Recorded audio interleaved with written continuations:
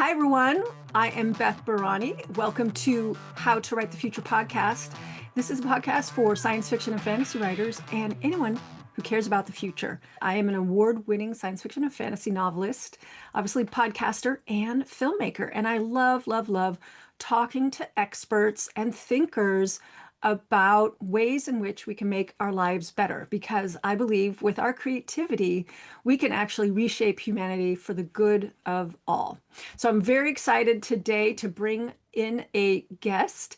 And in a moment, I'm going to bring her into the center view for those of you watching on YouTube. I'm very excited to bring in Ana del Valle. She is a leading authority in ethical AI for creative writing. Such a great topic and an important topic. Ana, welcome. Hey Beth, I'm so excited to be here. And thanks for that quick intro. I have the YouTube channel, The Novelist Studio. That's where you can find me. And I am a leading authority in AI, ethical use of AI for creative writers. I have developed a program specifically that I use to coach my students. It's called the AI Creative Writing Academy.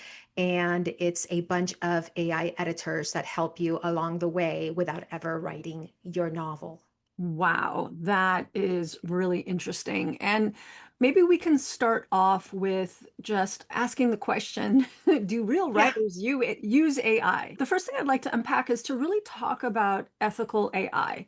I had a Mhm. previous guest on who was a novelist who included those ideas in her fiction. And so I think it's really important to talk about ethical AI and what is that opposing, right? What are we contrasting that with?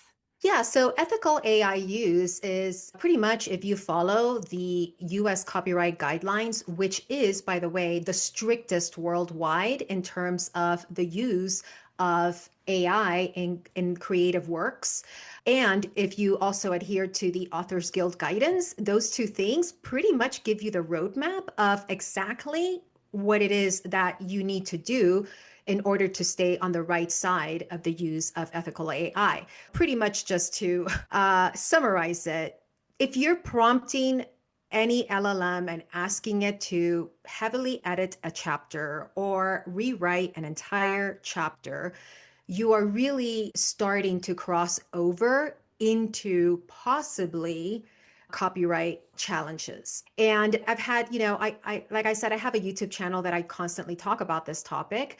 And I have a lot of people that are always dropping in and telling me, you're saying that's not what the copyright law says. And I always say, well, why don't you just download my book, ChatGPT for Creative Writers, where I basically have the copyright law and what that means and their interpretation and different use cases that you can see just to make sure that you are on the right side of ethical AI use. The net is if you're using AI as a tool to help you understand structure, look at things in a different way, get some ideas for possible scenes that you can develop in your overall story, you still have to write the book. You still have to write the book. That's an ethical use of AI. Yeah. Anytime that the AI starts generating prose for you, you know that you're not ethically using AI anymore. That's a really great distinction. And basically, you're basically saying you can use these tools, use them like a coach, use them Yeah. like someone who asks you questions, someone who knows story structure, who could say, I've used this in one of my fiction material. I say, analyze what I've written according to this kind of framework and ask me questions, give me an analysis of how I did, make suggestions for what is missing, but do not give me content. Okay. Right. And so now And they're so, ChatGPT is so quick to, hey, would you like me to now rewrite this for you? Right. It's so helpful. right. And so I say, no, I am rewriting this. Yeah. Yeah. Yeah. And so just for those who are less familiar with AI, tell us Mhm. what a prompt is, because we may have some beginners who are listening who don't know what to prompt an LLM means. So if you can Yeah. put that into like decode that for folks. Yeah, so prompting just means asking questions. The way that you ask a question is really uh, the kind of answer that you're going to get in return. And LLMs are like, I like to always think of them like it's like you're speaking to a 6-year-old kid. You have to be incredibly specific about what you want.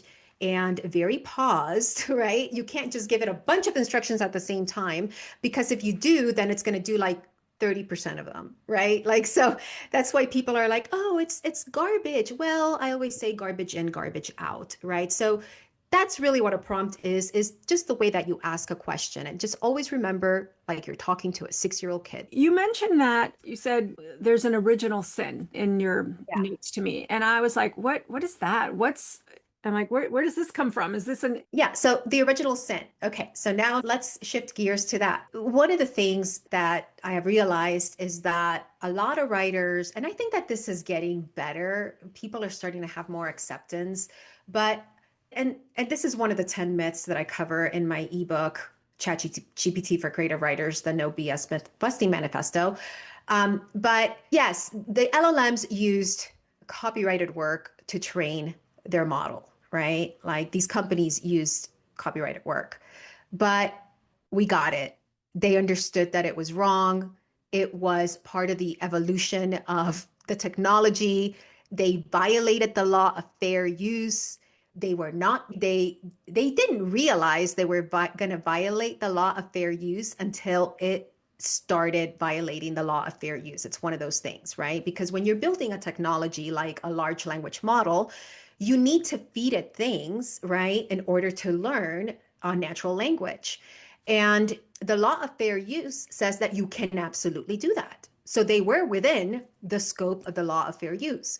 Where they violated it was when they started making revenue from the LLMs. And that's when it became an issue, right? So now we have all these things in place. There's been lawsuits that have been put to bed and authors have been paid. Publishers are opting in authors to, for an extra $3,000 to $5,000, allow the LLM to train on the manuscript. So this is getting corrected, right? So it would be almost silly to continue to hold on to that thought, to that original sin, and not Mm. take advantage of these tools that can absolutely make everyone a better writer. And what are some of the predictions that you have for AI and writing and where you think this is going? And it gives me a lot of hope when you said human creativity isn't going away, because that's been my primary concern from the beginning. And I keep seeing that no, nothing is replacing humans. This whole No. general AI, general whatever, it's Yeah, not going to happen. there's a few things that I want to touch on because I think it's important. Number one is I really do believe that we have entered the new golden age of literature. And why do I say that? I say that because now we have writers, good writers are going to get great, and great writers are going to redefine what is possible with story structure, because Wow. there's so much you can do for structure now and very quickly and at different angles, and what if I do this and what if I do that, and right, so it's really going to advance the quality of novels that are going to be published by reputable publishers and by writers using AI ethically. Mhm. And there's an opportunity for a lot of people now, an opportunity for a lot of people. I will also say that I predict that AI generated novels are going to continue to flood the Amazon marketplace. And I think that Amazon is going to start flagging. They will probably either acquire an AI detection tool or develop their own in-house. And when you're going to through the upload process, which you now have to disclose if you use AI in any way, Yeah. but spoiler alert, people are not disclosing anything, right? They're like, I wrote this. It just helped me, or whatever, right? Whatever Mhm. story they want to tell themselves. And they're just taking your word for it. But I think that Amazon is actually going to put that in place. You'll still be able to publish, but people will know it's an AI co-developed novel or AI generated. Readers are still going to buy it, okay? The market is dictated by the readers. Readers don't care if it was generated by a machine. Most readers, I will say. You know how many great authors we follow now that have a ton of ghostwriters and they're just a brand, right? It's the same thing, right? So I do Mhm. believe that that's going to happen. And as a result of that, my third prediction is that there's going to be a rise in traditional publishing. and acquisition of traditional publishing again, because a lot of writers that are really good writers are not going to want to be flooded in the Amazon marketplace with a bunch of AI generated novels. And because now they have these tools and they can be better writers, if they were indie writers before, now they can do structure better, enhance their skills, and they can be picked up traditionally. And they're going to want to be picked up traditionally. I love that. That was unexpected. I love that. I love being surprised. So, how do you feel that AI is going to, and maybe already obviously already has, but how is AI going to affect writers going forward? Let me take your question from a different angle. I think that if you sit on the sidelines and you choose to ignore these tools, you have no chance to compete in this new marketplace. You have no chance. You have no chance. I'm not going to sugarcoat it. These tools can help you do structure, do deep thinking, do critical thinking very quickly and very, very good. And you're going to be competing with very hungry writers that want to learn craft, that have incredible tools in their hands. So I would say get off that fence and start trying to learn, how to use these tools. And the other way I think it's going to affect writers is that those writers that they didn't have the means to hire editors or help them with things before, we're going to see the democratization of a lot of voices through these AI tools. Mhm. That's great. Because it's $20 a month, Yeah, 20 bucks a month to use ChatGPT. And all you got to do is talk to it like if it was a 6-year-old kid. yeah, that's great. I love it. And is there anything else that you want to say to writers about AI that we haven't talked about today? So I will say my parting thought again, Yes. if you're sitting on the fence, here is a little story for you. Okay. In the beginning of the year, I sent in for workshops. I wanted to be a speaker at a handful of writers' conferences, like top writing conferences in the US. And I got the thanks, but no thanks. We don't cover any AI topics because it's against what the Authors Guild guidance, blah blah blah. They were misquoting the Authors Guild guidance, but whatever. They were just giving me the thanks but no thanks. And even when I try to explain to them like, hey, this is an important topic that we need to discuss, right? And you guys are leaders in this space, I would still get the thanks but no thanks. Just a couple of months ago, I was accepted to speak at a top conference in the US, a writing conference. And out of like 1,350 submissions, they only selected 27 speakers, and I was one of them.